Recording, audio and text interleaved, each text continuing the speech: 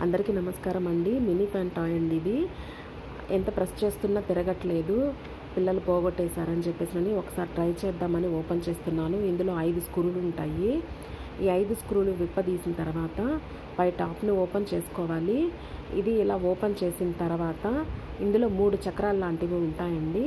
ఆ 3 చక్రాలు లాంటివి పెద్దదొకటి, చిన్నదొకటి, మీడియం సైజు అదొకటి ఉంటుంది. అంటే 3 ఉంటాయి మొత్తము.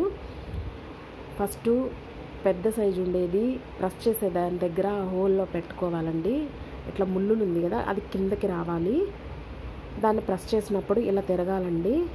ఆ ముళ్ళు ఉండేది కిందది పెడితే దాన్ని తిప్పినప్పుడు తిరుగుతుంది. సో ఈ చిన్నది కూడా ముళ్ళులు ఉండేది కిందకే పెట్టుకోవాలి. అంటే ఆ పెద్దది రౌండ్కి ముళ్ళులు ఉన్నాయి కదా, అది తిప్పినప్పుడు ఇది కూడా తిరుగుతుంది అనమాట.